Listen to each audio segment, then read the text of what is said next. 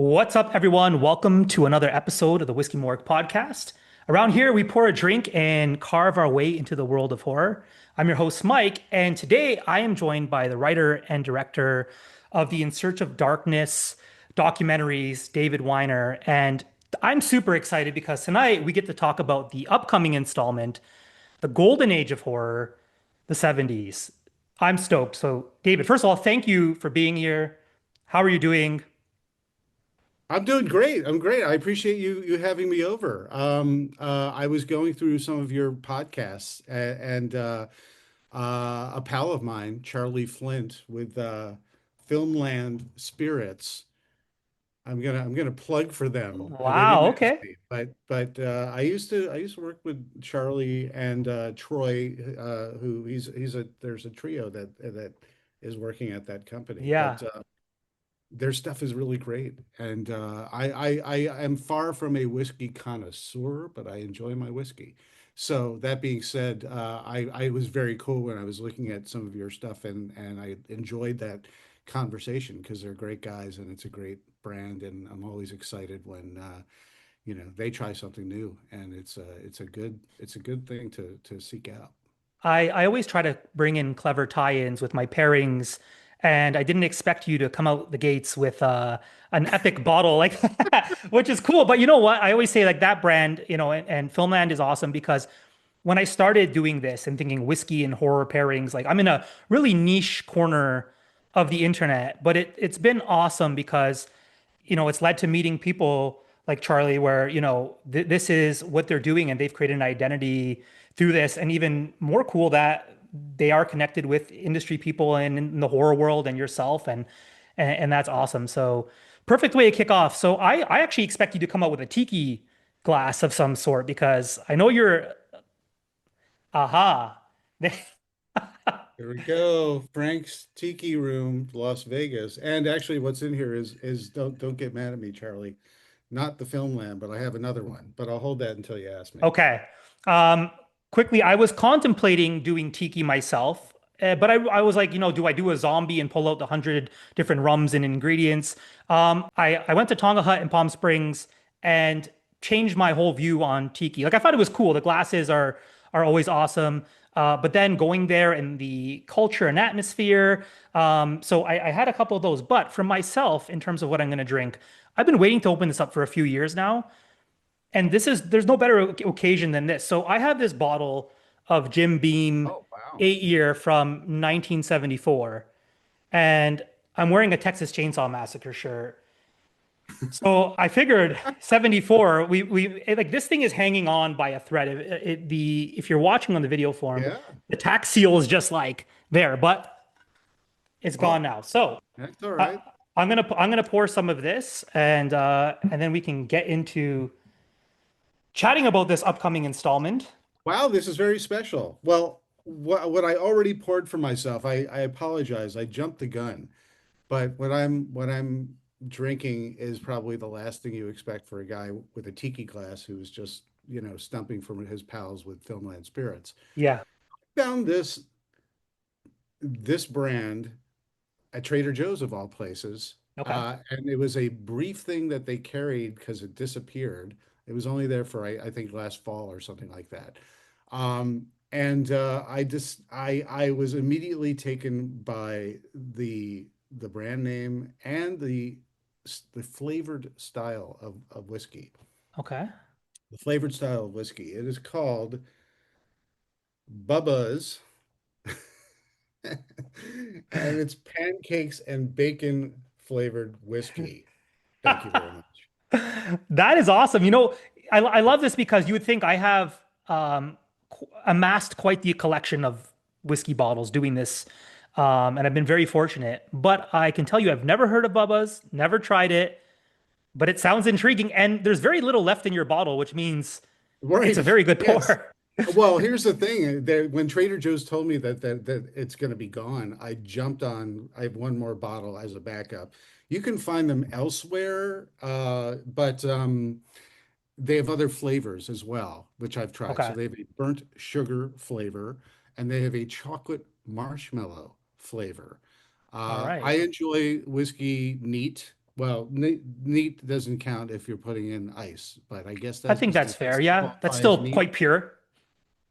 So it depends on the day and the heat, but Yeah. I'll usually have one nice big piece of ice. Or today I've got more of a one of these sounds. That's one of the Yeah. greatest sounds in the world. And anyway, but I also am enjoying select flavors of whiskey. I don't like all flavors of whiskey, but this Bubba stuff is you open it up and you smell like you feel like you're having breakfast. It's That's really, really awesome. good. I Anyway, I know we're here to talk about documentary, but yes. I rarely get an opportunity to not talk about the documentary and talk about my I have I like other things, Yeah, at the buffet. that's Cheers, fair. by the way. Cheers. We get All right. to Thank you for doing drink this. glasses. There we go. And I should probably just mention another thing that I'm proud of, just because it's my life. My dad was a marketing executive. He's no longer around, but I grew up in New York, and he was one of the madmen. He was sort of like one of the last madmen, working on Wow. Madison Avenue and doing advertising and marketing. And he ended up working for Seagram's. And so everything that it entails with all their, it was kind of funny with all their products and stuff like that. It's funny to me now. Back then, it was just normal. I was way too young to drink whiskey or anything like that, even like when the wine coolers came out, it was like my dad had moved on. Here's the running joke. I keep on interrupting myself, but I loved Kraft macaroni and cheese, and my dad worked for Seagram's, Yeah. so all he could bring home was whiskey and Seagram's gin and who knows what. And I always had all sorts of Seagram's products. I had towels, I wore T-shirts, and I was a kid wearing alcoholic beverage advertisements all over everything that I had, and no one batted an eye because it was the 70s and the early Yeah. 80s. But that being said, my dad ultimately we moved to Chicago, and my dad got a job at Kraft. And so the great irony of my life is when I was old enough to drink, I could have all the macaroni and cheese I wanted. When I could not drink, that's when my dad would bring crates and cases back. But it all worked out. But you Very got your different time. whiskey. Now you got the mac and cheese. And listen, talking about your childhood, I feel like this era is important to you because in a sense you were a 70s child. So what does it mean to you to kind of jump into this decade for the next installment? It's very exciting for me because I grew up as a monster kid. And what that means is that I loved monster movies. I loved creature features. I loved Godzilla movies, before we called them kaiju films and things like that. And that's when horror was creeping in. And I define a difference because horror to me was more, the slashers, the Halloweens, uh, or even The Exorcist and The Omen and the Amityville Horror and that kind of stuff like that. Yeah. So I had that hodgepodge mix, but essentially growing up, because I was born in '68, uh, I'd see it all on TV. At the tail end of the decade, I started to get to see things in the theaters. But for the most part, if I wanted to see any of these things that I've already mentioned, it would have to be either the network debut of The Exorcist on TV, which my parents let me watch. I still don't know why.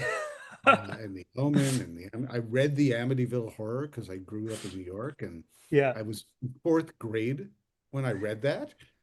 Again, I think my parents were like, "Oh, he's reading. That's so precious. Excellent. Yeah. That is good."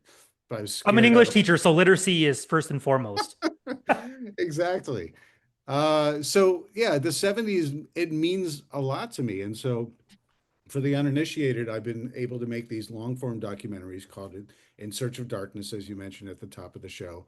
They're long form in that they're 4, 5, and the last couple I've done have been 6 hours long.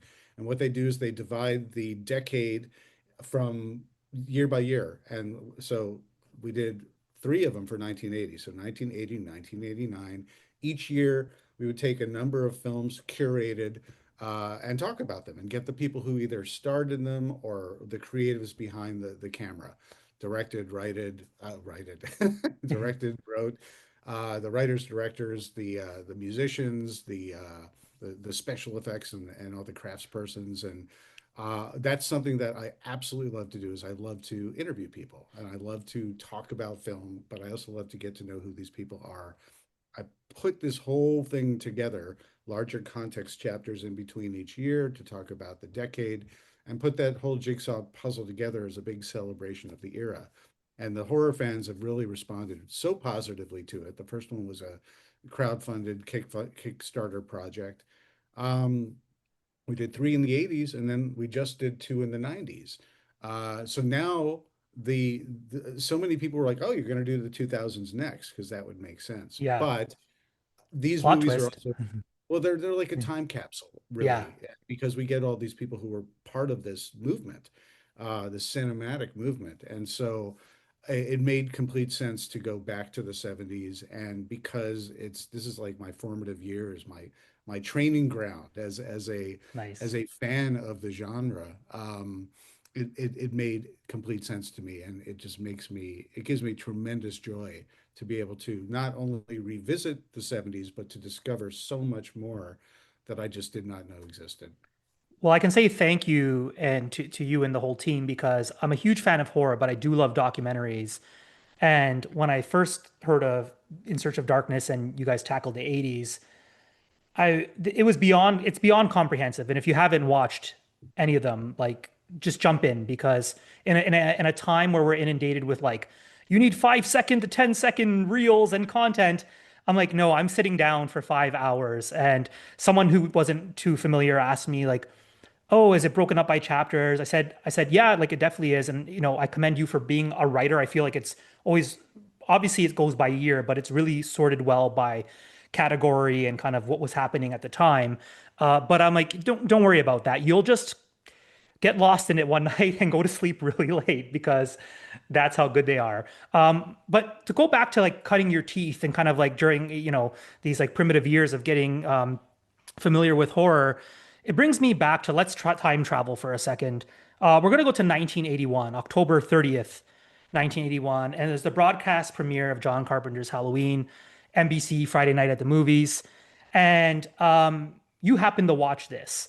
This is what changes horror for you, where you mentioned in your blog, and you have to check out the blog, um, that this was no monster movie, and how this was like a high tension experience, and we have the boogeyman. It's no longer Dracula. So to kind of kick things off, what was the shift there from like the monster movie to seeing the boogeyman? I think I was because I really had to put my face in my head in the mindset there. Setting the stage a little more. As a Gen X latchkey kid, I was alone, home alone. I was probably about 12 years old, I suppose, when that came out. You said it was 81, 82, 81, 82. 81, yeah.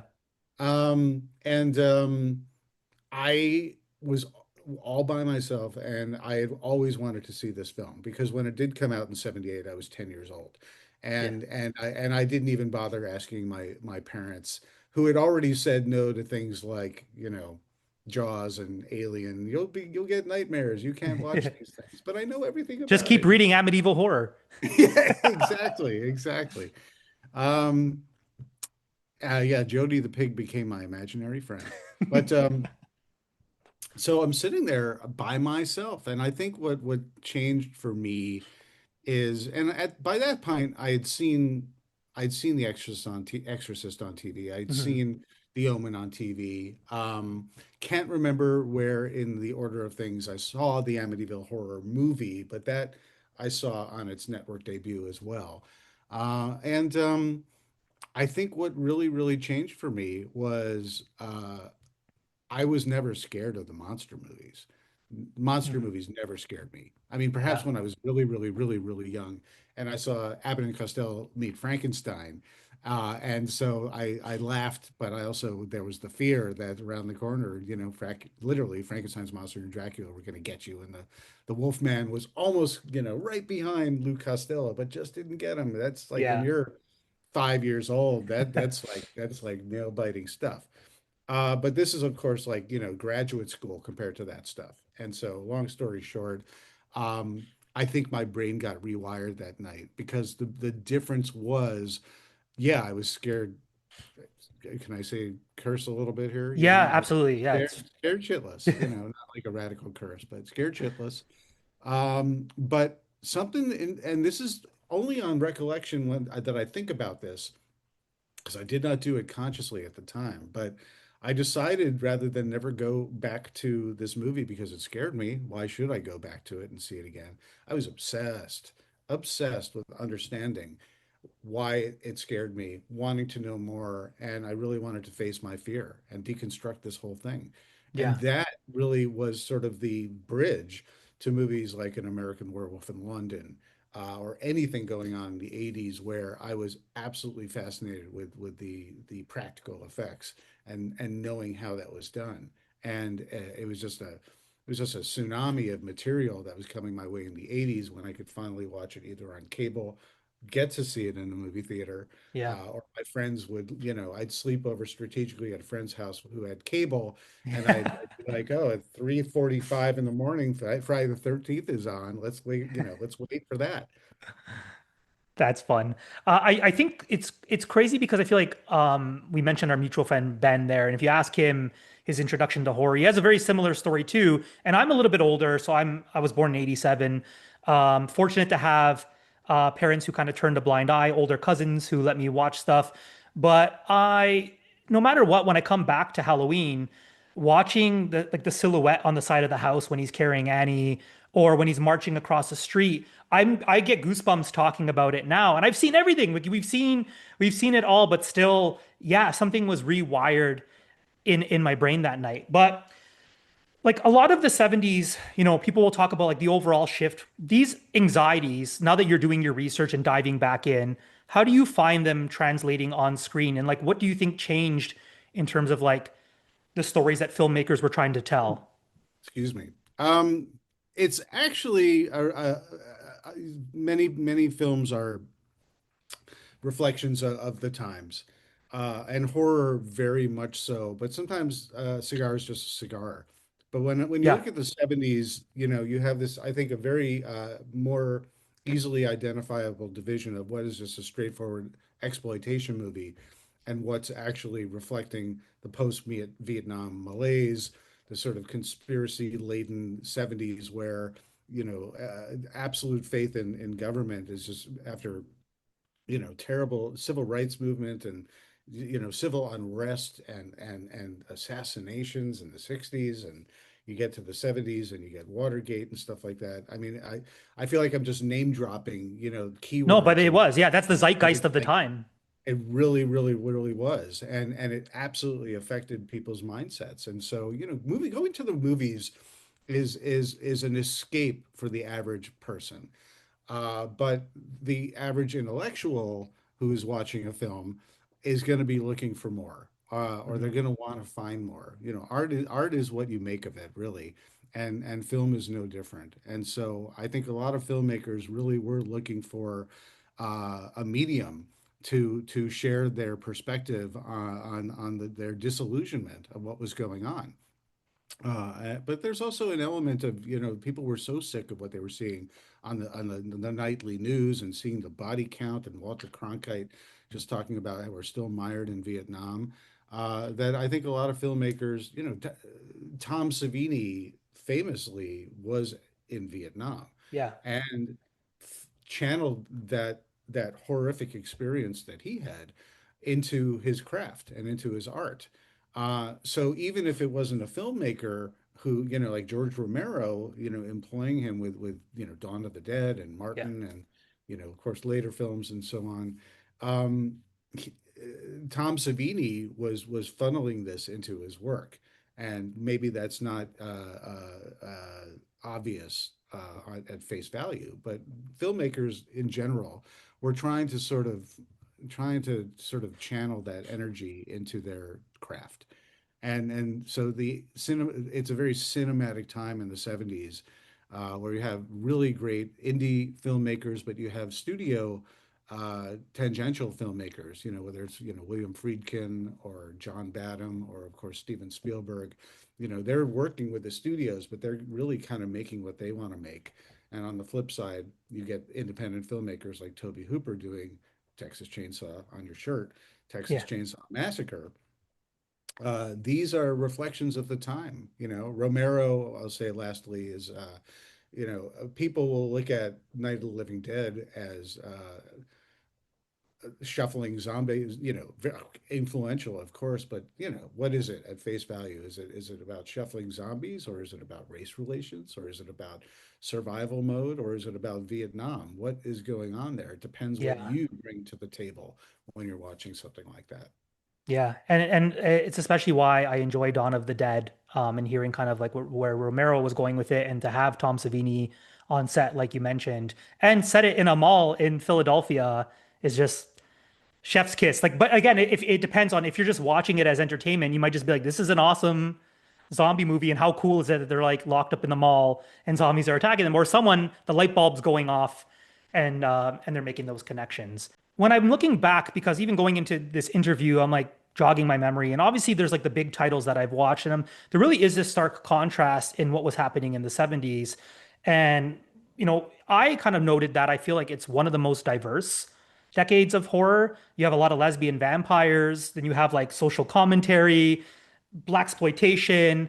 As a Canadian, the Canadian tax shelter era begins, and which we get an onslaught of, Cronenberg. yeah, and we wouldn't have Cronenberg without it. So there's a whole lot going on. Do you think, like, kind of now that you're revisiting it, it stands out as like probably one of the most diverse? It's incredible. What a radical thing changed from the 60s to the 70s, and you can pinpoint it directly with censorship getting much freer. So the Hays Code ends, the motion picture, the MPAA creates a rating system where the filmmakers can navigate it as however they would like, and they just get slapped with a rating. Now, a lot of filmmakers didn't want an X rating because they wanted to make their money back and they wanted, a sizable audience. So, but they ultimately could, the gloves were off. They could really do whatever they wanted, with the gore, with the sexuality, with the content and the storytelling that, could be much more fatalistic and not a happy ending, Yeah. all the time. And all this, it dovetails with this change in the way people were no longer censoring their own material. And Hmm. so, like I mentioned earlier, you have this sort of balance between studios and indies, exploitation movies, and much more cinematic stuff. Um, Whether your movie's going to the grindhouse or the drive-in, or your local theater, it's really affecting the way filmmakers are making their movies, but also the way they're choosing their stories. And of Hmm. course, that's relevant to budget as well. So, and you mentioned blaxploitation, Blackula Yeah. and whatnot. Or you have Larry Cohen running around. People they took the camera off the tripod, and they could run around the street and film whatever they wanted. And they chose to do that because they wanted to be more real. Hmm. Audiences really wanted to be more connected to the realism of cinema. And so while there was still plenty of very sort of studio style, big budget or gothic horror, that was really Yeah. kind of going by the wayside. So Hammer, sort of the last gasp of Hammer horror and Amicus and anthologies and things like that, those still existed in the very early part in the 70s. And early part of the 70s really felt like the carryover of the 60s. Yeah. But that was waning, and I would argue maybe with Texas Chainsaw, that's sort of a nice fine line that you could draw, where things changed so dramatically in the film Yeah. industry. Other filmmakers, of course, always look to other successes, and they say, "Oh, you could do that," or "That did really well," or "Audiences really responded to that." Because of that, that changes the game. And the amount of titles that followed Texas Chainsaw Massacre that included Massacre, there was some that I knew, and one of my favorites. So, in terms of rediscovery, recently the Drive-In Massacre was one that I revisited. And it's funny because like not only is there massacre in the title, there's a Mardi Gras massacre, and then the Meat Cleaver massacre, and then there, it goes on. It goes into the 80s as well. But the one thing that I noted for me, and with the revisiting the drive-in massacre, is that when it's like this raw and gritty, and then the element of like this might be true. And, even at the end of the drive-in massacre, when it's like they never found him and it could be at your drive-in, like now you're watching that. But I think like, we're in a time where obviously we romanticize this era, and it's the foundation to like, especially this like turning point. But it's for that reason I don't think we can recapture that like nostalgia and magic, because like just the way it was filmed, and it's raw and it's gritty and it's of the time.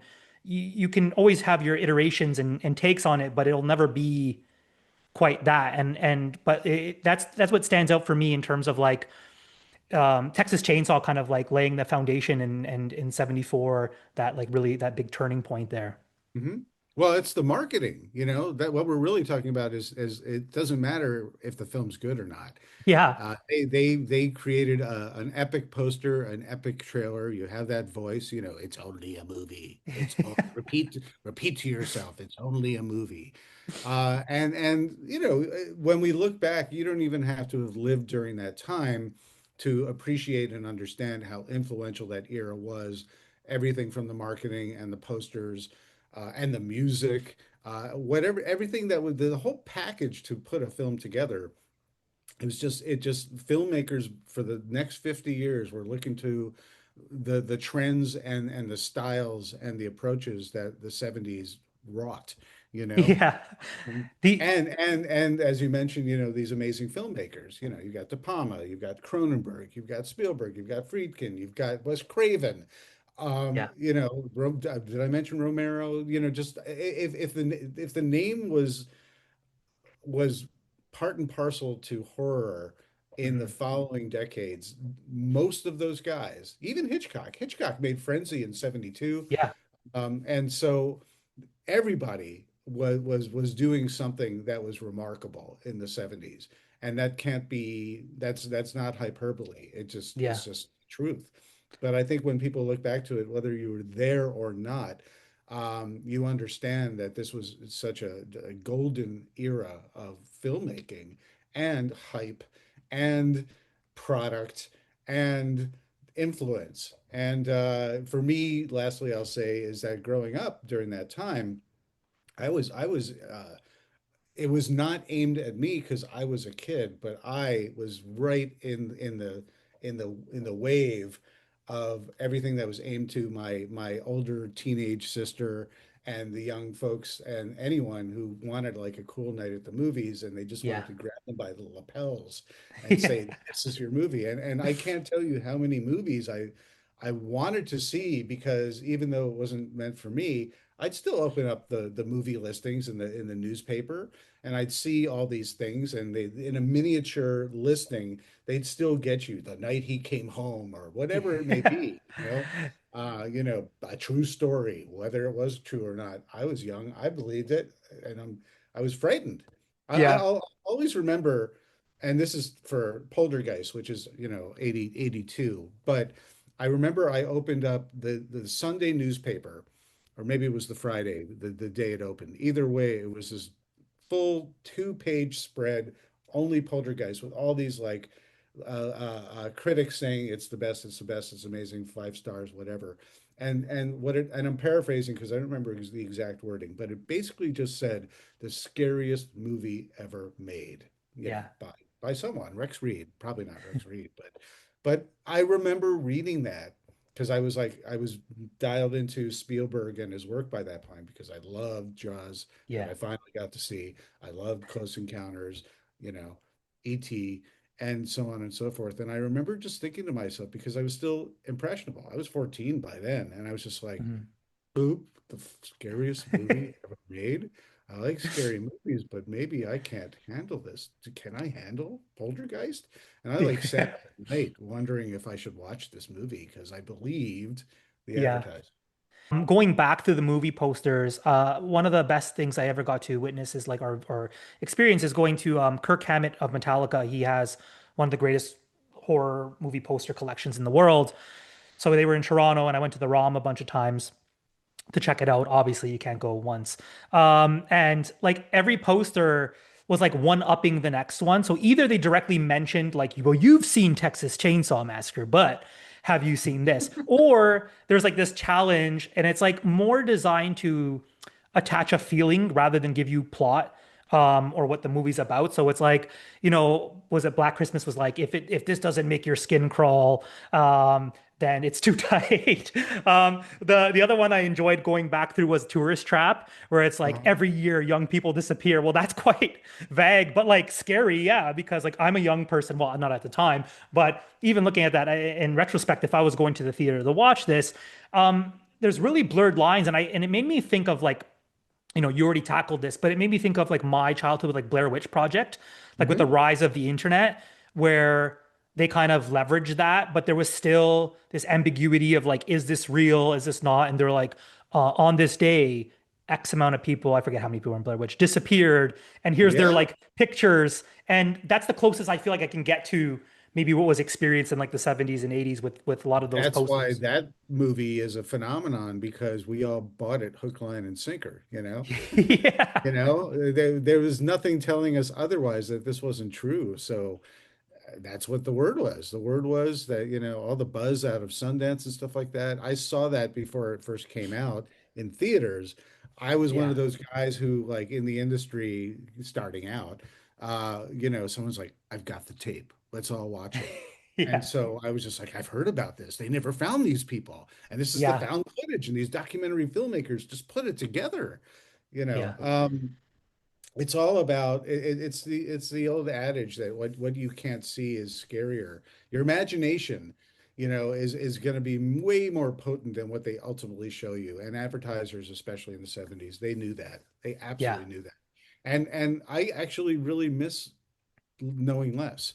Hmm. If it's enticing me and I'm interested enough or challenged enough to go see it, Yeah. then I'm one of those guys too. Faces of Death.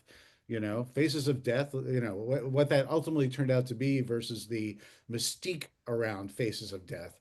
That's another one with it wasn't available, so you had to know someone who had that Yeah. tape, bootleg tape.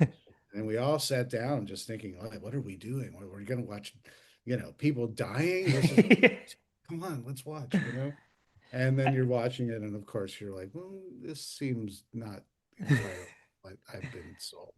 They sold me a bridge and I bought it, and now Yeah. I don't get that bridge. It kind of goes back to your point too about taking the camera off the tripod, which is kind of interesting too. I didn't expect to be doing a compare and contrast with what happened in Blair Witch, but it makes me think of kind of like how we're kind of reaching and grasping for what we experienced in the 70s, which again, why you said it's so foundational and the Sure. importance of going back there and having access to the people who made this. Because listen, if there's one thing, the amount of people you get on that documentary, time, slips away, and to Yeah, get yeah, a lot yeah. of these people involved who are still around, I think is so important to tell their story. Indeed, these it's a time capsule, these documentaries. And when I first started making them, I didn't necessarily see it that way. Mhm. But as I've gotten to go up to bat over and over and over because everyone says more and more and more, longer, longer, longer, longer, put it in my veins. Yeah. I'm realizing, and I don't say this as like a self-important statement, but I feel like I'm doing kind of a service. I'm Mhm. capturing people who are happy to talk about this and talk about not only their own experiences and share those and sort of cement them on celluloid, even though we shoot video. But ultimately, I think you get the human beings behind the facade and what they love and what they love and why they're so enthusiastic about the genre that it becomes this ultimate celebration. And yeah, I'm very proud of. We're just starting production now, and as many interviews as we're in now, putting together In Search of Darkness 70s. If you've been happy with the types of people that we got in the last, over the course of the series, it's the same approach. Yeah. So I have I have icons who are in front of the camera, icons who are behind the camera, legends now. A lot of them are in their, 70s and their 80s, but they're sharp as a tack. Their recollection is just pristine, and they're happy, happy, happy to share these things. And what's special about these interviews that I get to do for In Search of Darkness is I invite them to sit with me. And so it's not like I'm catching them on the red carpet. It's not like I'm catching them at a junket. They're making the time to sit with me. Hmm. They understand that they're in a safe space and they're talking to someone, me, who Yeah. is knowledgeable about not only this one movie that we're talking about, but about their career. I make an Yeah. effort to really understand who they are. Yeah, I could tell you do the same thing. It's important to do as an interviewer, do your research, Yeah. because then it doesn't matter what you talk about. When you get into rabbit holes and tangents and things like that, you can make you can ask informed questions. Yeah. And that to me is my favorite part. When I finally get that one story about craft service that day where they put the LSD in the apple pie. I'm like, oh yeah, that's ding ding ding. That's the story I've been waiting for after 2.5 hours of conversation. And that makes Fantastic. perfect sense knowing that you're on the other end because it does translate on film. Like when you're watching it, I feel like, you know, there's the guard is let down. And I think, we don't get to see it because you're not forward facing when these are happening, but you're in the room. But it makes complete sense why we get those magical moments or those stories that I could watch 100 documentaries beforehand, but it's still not going to replace what like In Search of Darkness is doing and that deep dive. Um, Thank you. Wait, I'm going to press you on that in a good yeah. way because Okay. that makes me happy to hear that. But and if you have an answer, great. If you don't, you don't. But Yeah. like, how? I mean, how do you identify something that's slightly different in terms of just the way people are talking? Because talking head documentary is talking head documentary apples to apples to the average person. Yeah. But as a horror fan, I'd love to hear just your insight.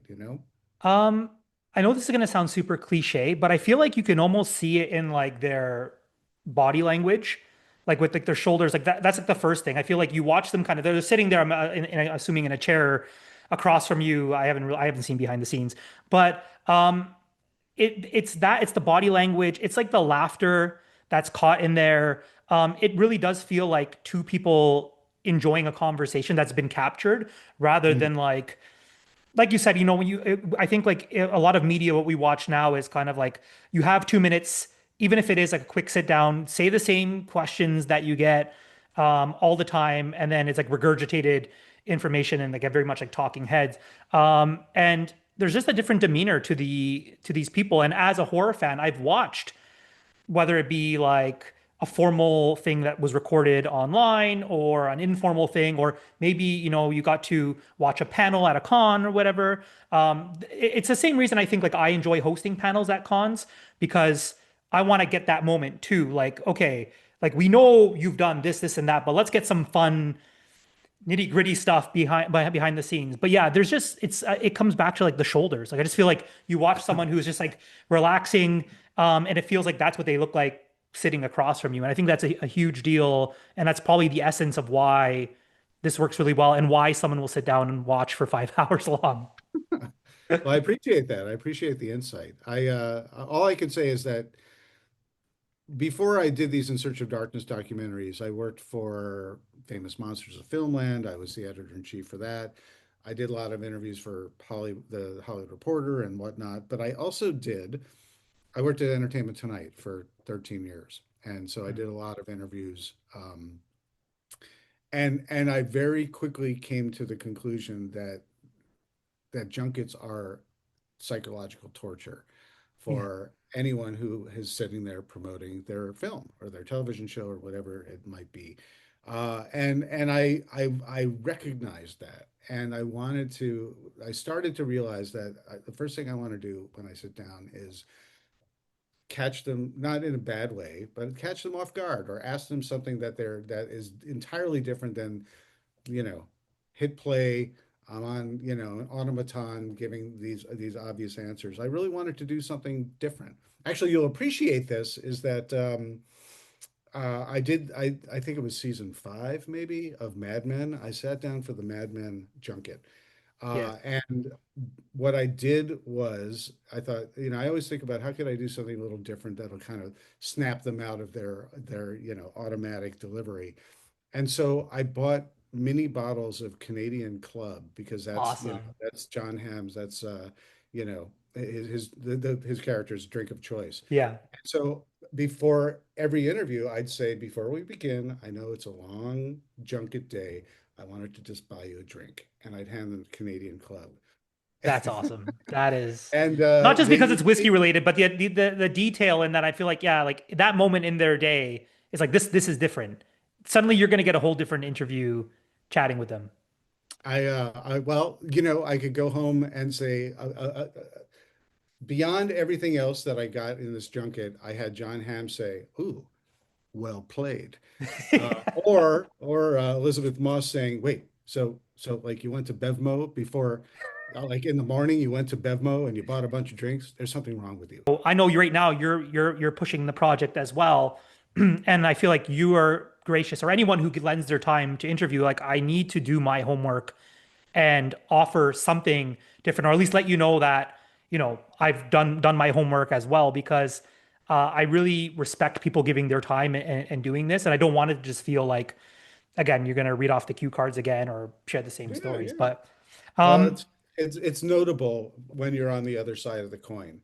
yes. And so, it's always appreciated. This is, I mean, I don't have an opportunity to, sample the goods and, have a drink when I do this. So it's a nice change of pace for me. One of my favorite things about the documentary is that this time around you asked people what they wanted.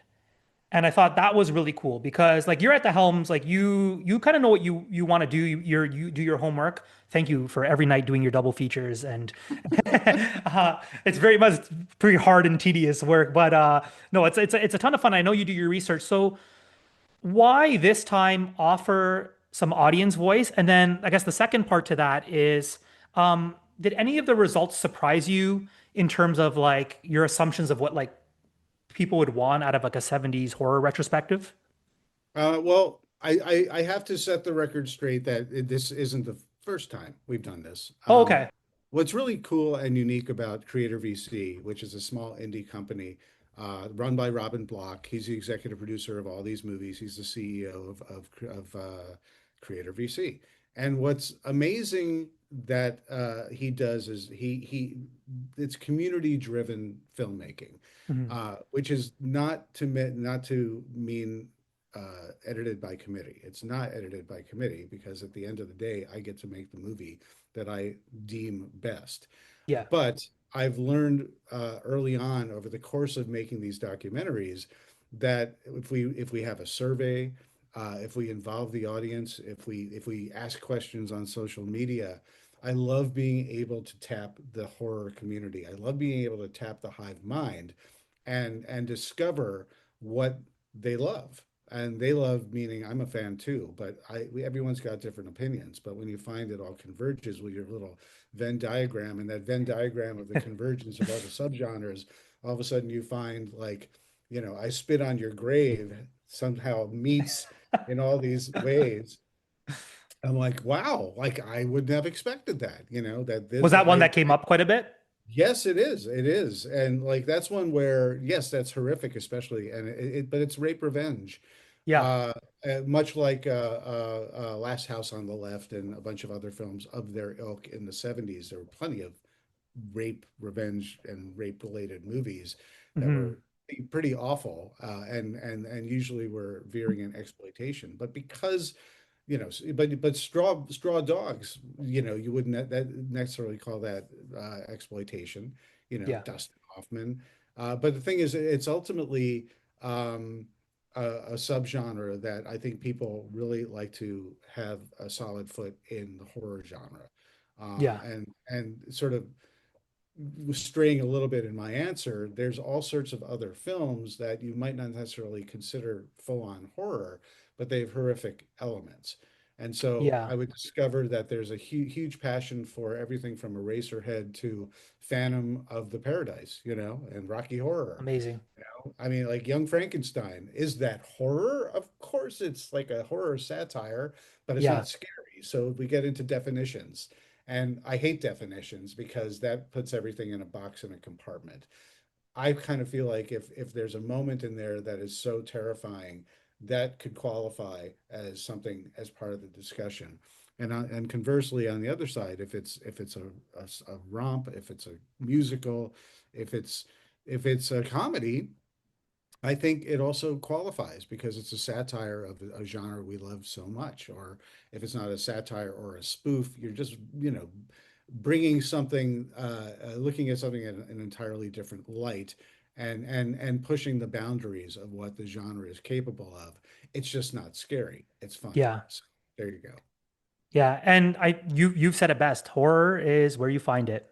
And that's really what it comes down to. We're still in the same spot today. Movies like Obsession coming out, looking at female agency, Hmm. like what like we're right there. And I think like, you know what, if anything, to kind of like bring this full circle, I think like there's strong parallels between the 70s and what's happening now.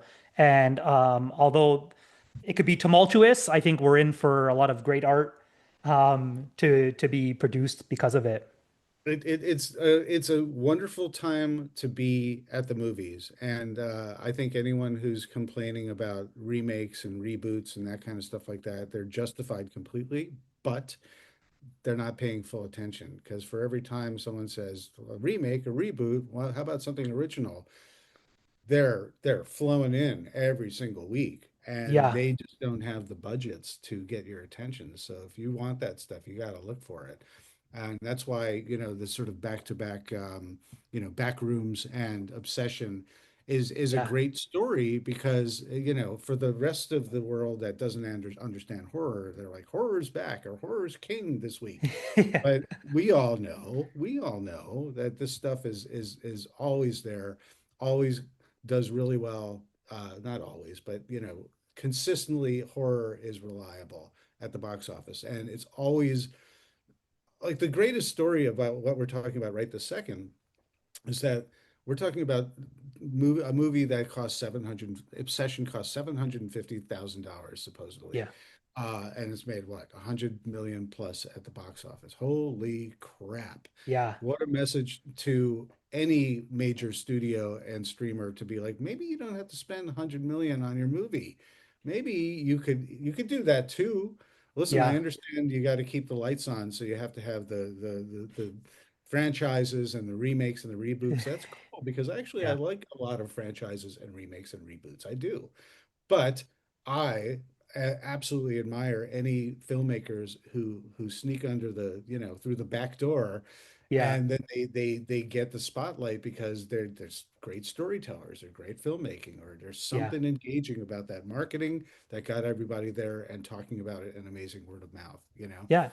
Osgood Perkins, he's doing a lot of stuff on a low budget, Phenomenal. and he's getting to get up to bat over and over and over and over again. So if anything, I just wish that the industry would remember these lessons, that Yeah, it used to be this way with studios. They would have a sort of a sliding scale in terms of budget, in terms of what they would spend, but they would take way more risks on lower budget things. And if they didn't hit, it didn't matter because they still had their big ones and their tent poles and the other stuff that would do well.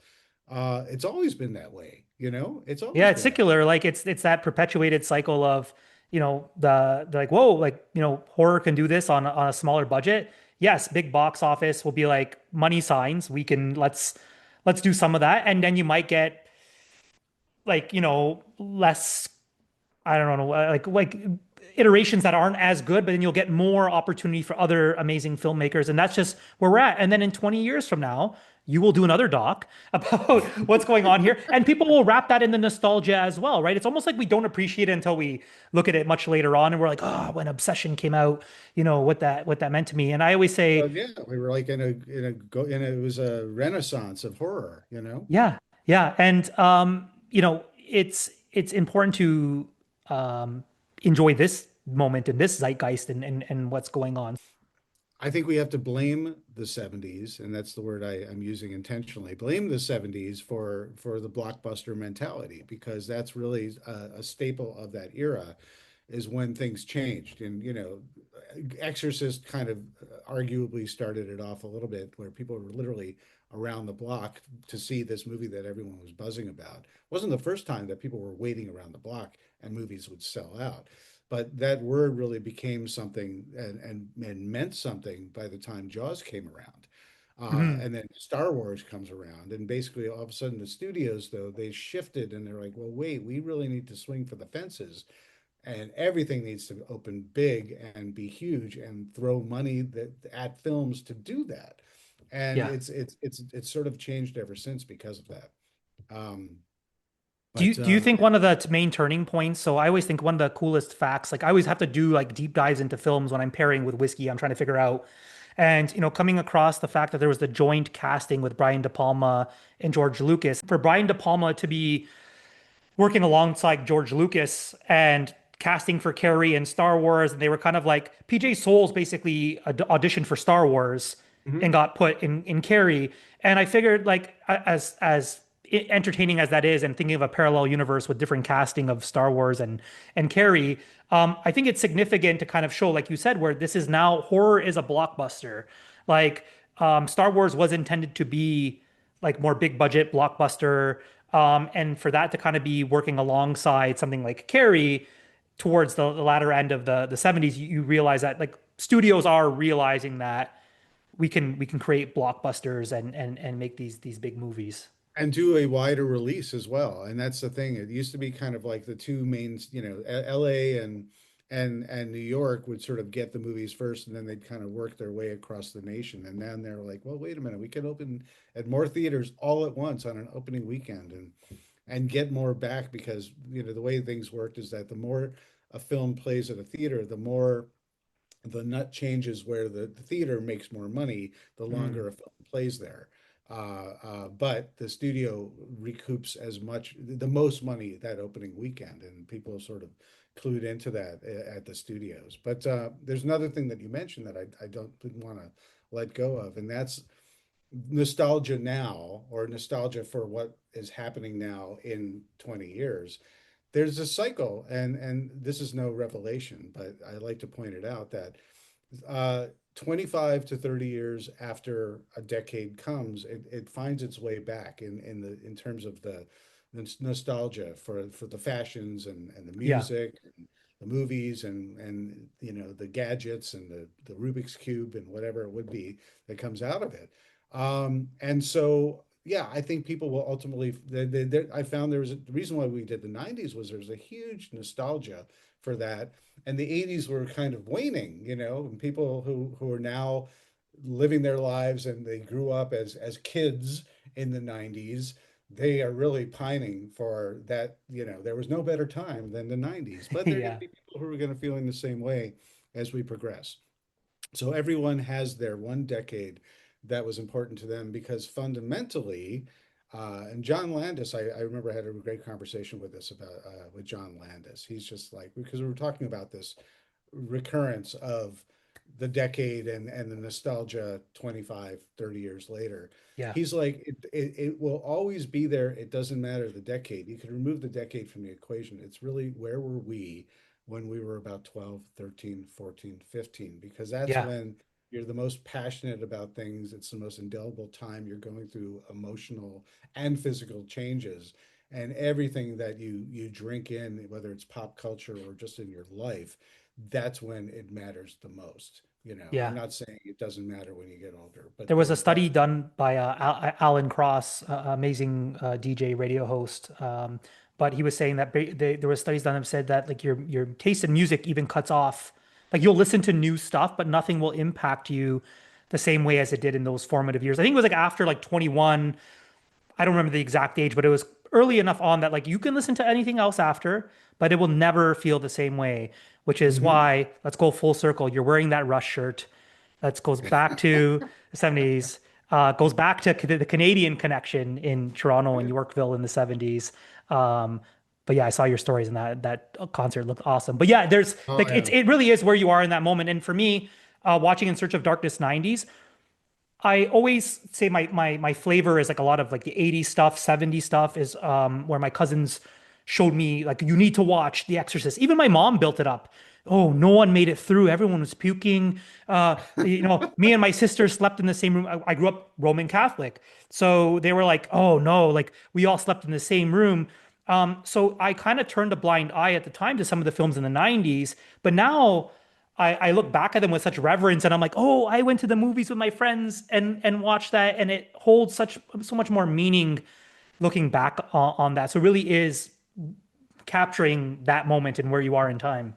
It's very true, and that's I think the most important point, and the thing that I either intentionally or unintentionally capture in these long form documentaries is it doesn't matter fundamentally what the film is. Mhm. It's if that film, whatever it may be, I put them all on an even playing field, not saying one's better than the other. If that film that I get to is that one movie that you saw, Faces of Death or Friday the 13th or The Exorcist or whatever it was, where you saw it at a very important time with your life with someone, whether it's your cousin, your dad, your Yeah. uncle, sister, you snuck in the theater, whatever it is, these are the memories that you remember and that are important to you. The movie is also interesting too. And it's always fun to sort of revisit that and get to know a little bit more about it or Yeah. confirm that, yes, you do know everything about that movie. And so when we give you nothing new, you should take pride in the fact that you're like, huh, I knew all of that because I am such a fan. That's a great thing. That's a great thing. But that's what these things are all about. And if I've learned anything from making all these documentaries, I've learned that it's really not about the movies, it's about us. Hmm. It's about our happy memories, and it's about trying to recapture a time and have a bit of a souvenir from that era because we're all older now. We all have to pay our taxes. We all have to take our kids to school. We all have to, Yes. clock in on that second job, whatever it may be. That all sucks, but we could all daydream about the stuff that really makes us happy. I want to finish something off on that note, just to tie things together here. And it just came to mind. So in your documentaries, you like it might introduce people to new films and you do a deep dive. And yeah, maybe you are well versed, but even myself, I think I'm well versed. And then I watched the doc and I'm like, ooh, like this, how come I didn't watch this one? It gets slipped under the radar.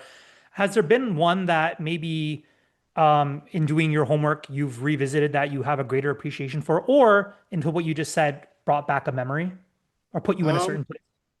Well, there's a well-worn story that I like to tell because Bram Stoker's Dracula and Alien means something different to me. In that I wanted to see Alien, and my mom said, "No, you'll be afraid." And I had the tie-in book, I had the heavy metal graphic novel, I had the making of Alien book, and I had the big. It wasn't a small photo novel; it was the big one. Uh, my parents let me get those maybe because they were books. I don't know, but I knew anything and everything about it. And my mom's just like, no, you'll get nightmares. And it was playing at the last theater on the block, the 99-cent theater that I loved and went to all the time. Was that the And Scarsdale? Yeah. The Scarsdale Plaza, it was like, phew, we all have that magical movie theater where we saw some of the greatest movies of our lives there. But yeah, it disappeared, and I knew I would never see it again because this was a time when you'd have to wait for it to come to TV, Yeah. this was also a time in 1979 where VHS was not and VCRs and it was everyone didn't have that in their houses yet. Yeah. Uh, so my dad, the following week, after I cried because it was gone, my dad's like, "Oh, do you want to see that Alien movie?" And I'm just like, "It's gone." But the movie that was playing there was John Badham's Dracula, starring Frank Langella. Okay. And it was a bonding experience with my dad because I got to see a rated R film with him. It was just the two of us. I love the movie. I still think it's one of the greatest. Maybe a slept on movie at this point. So that's a very, very happy memory. But I'll add one more thing. In terms of the movies that I've been rediscovering for the 70s, I am finding all of these new movies that I just did not know exist, especially, European and international and so on. And I discovered a movie that I just had never heard of before, called Valerie and her Week of Wonders. And Okay. it's a Czechoslovakian film, and it's a vampire movie, and it's very dreamy. It's very art house. It's very arty, and it's just wonderful. And to me, that's like the ultimate discovery, because I really do want to present a wide variety of known and unknown, and I've heard of but I've never seen movies. I always try and find that alchemy whenever I'm putting each year together for In Search of Darkness. And so I see a movie like that and I'm just like, oh man, I'm having so much fun Yeah. finding new stuff in the 70s. And lastly, I'll say is that as the ultimate completist, I will not be able to get it all. And so No, that and even gives in me. this conversation, like you're mentioning Czechoslovakia, I'm like, oh, we can go into Giallo and the dreamy color wave of surreal, and I'm like, you really could go on forever. But what this tells me, and is that maybe one is not enough Yeah. for. Well, we'll see. Vote with your dollars, ladies and gentlemen, because Yeah. we're an indie company, and we get to do what we want to make, and we create a product where you help us crowdfund it. You get your name in the credits. You get really cool merch. This time around, we're upgrading things where you get. We're creating a really beautiful 80-page companion book all about 70s horror. That's standard in the package, and there's other cool stuff too.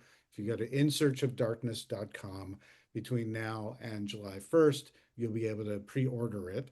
I'm in production now, and I'll be back a year from now with a movie in hand. And the thing is, we manufacture, and we distribute this ourselves for people who really care about Yeah. having this in their hands, having been part of the project and getting it over the line, and then having it indelibly immortalizing their name, emblazoned in the end credits, Yeah.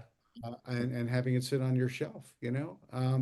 It's a really cool thing. And listen, even if it's not for you, if you love horror and you appreciate the indie spirit and people doing it themselves rather than waiting for permission from studios and streamers, spread the word. That's all I ask. Yeah. And the one thing I will say is thank you and the team at Creator VC because, well, I'll even shout out Jenna because Hmm. Hmm. Jenna and I emails back and forth. But the idea is that like I am someone who loves the community. I enjoy film. Um, to be involved in doing stuff like this, whether it be reaching out to do reviews or getting to chat with you, I think is so pertinent on why this is an awesome project and like it is indie through and through and community involvement. So yeah, I mean, not to push it anymore, but like you said, just even if it's supporting indie film and what people are doing and creatives, or you even just want to do a history deep dive, it's really that because again, it goes back to a snapshot of a time. So David, man, thank you so much for jumping on here. So July 1st, as you said, is when it closes. So Yeah, get on that. Immortalize yourself. Put your name in the credits. Do it. I've done it. It's absolutely. awesome. I'm Yeah. gonna. Well, like we were saying earlier, where people complain about, there's nothing new. This is the kind of thing where, you can support people who are trying to create something, new and interesting. And this has been very fun. So I really appreciate it. And we'll talk about Awesome. Rush afterwards. Absolutely. All right. Cheers, David. I appreciate it, man. Cheers. I Cheers. have nothing left. I got to play again. Hear the buzz? In Search of Darkness 70s is happening, and I'm thrilled that we finally get to dig into this amazing and influential decade of horror. The 70s gave us some of horror's most iconic, enduring films and characters. The audience response we've had for In Search of Darkness 70s is the largest we've ever seen. There's a real hunger for it. It's a cinematic, formative, genre-defining decade full of groundbreaking creativity and wild ideas. Sign up now to be the first in line. Make sure to go to insearchofdarkness.com to pre-order your copy with your name in the credits. I'm excited to deliver what I think may be the best In Search of Darkness yet.